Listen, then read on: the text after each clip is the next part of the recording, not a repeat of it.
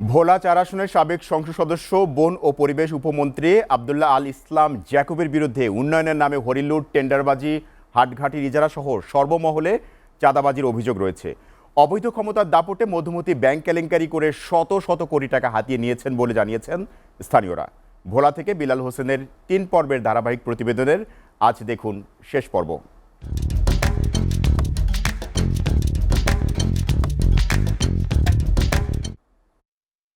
একসময়ের স্থানীয় ছাত্রনেতা জ্যাকব ২-৪ লক্ষ টাকা ঋণের জন্য ব্যাংকে ব্যাংকে ঘুরে বেড়ানো জ্যাকব এখন নিজেই মধুমতি ব্যাংকের মালিক।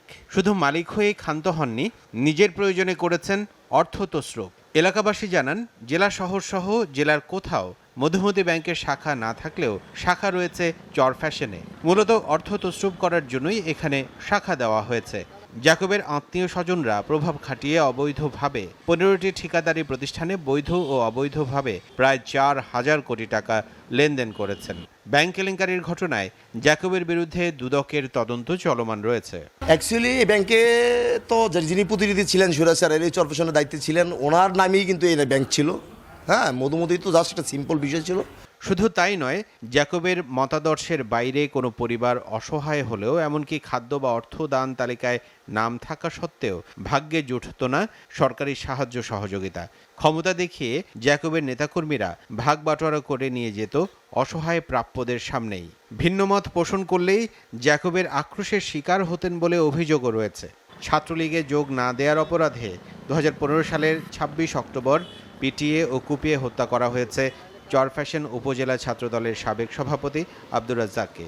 শুধু খুন করেই ক্ষান্ত হয়নি সন্ত্রাসীরা, তারা নিহত রাজ্জাকের জানাজা পর্যন্ত পড়াতেও বাধা দেন। জ্যাকবের নেতৃত্বে তার সন্ত্রাসীরা জানাজায় আসা মানুষকে মারধরও করেছিল। তিন দিনে ৩ বার ২৫,০০০ টাকা আমার থেকে খায়, ক্যাশ টাকা নেয় ৩ লাখ টাকা। আমি তার বাবাকে বলার পরও বিচার পাই নাই, এখনো বলতেছি উনি দিয়ে দিচ্ছি ঘোরাঘুরি করে, কিন্তু আমি নিজে বিচার পাচ্ছি না।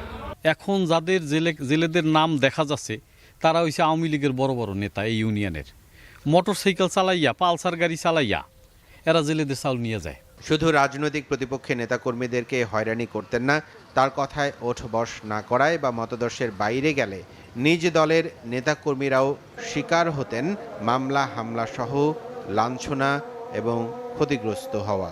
জ্যাকব বাহিনীর হামলা থেকে রক্ষা পাননি স্থানীয় সাংবাদিকও। একই দলের মতাদর্শের বাইরের প্রার্থীর সংবাদ প্রকাশ করায় ২০২৩ সালের এপ্রিল মাসে ২ ধাপে আমাদের সময় পত্রিকার সাবেক চরফ্যাশন উপজেলা প্রতিনিধি আদিত্য জামিলের ওপর হামলা চালিয়ে রক্তাক্ত করেছে জ্যাকব বাহিনী। জেলা বিএনপির যুগ্ম আহ্বায়ক বলেন, জ্যাকবের ক্যাডার বাহিনী এমন কোনো অপকর্ম নেই যে করেনি।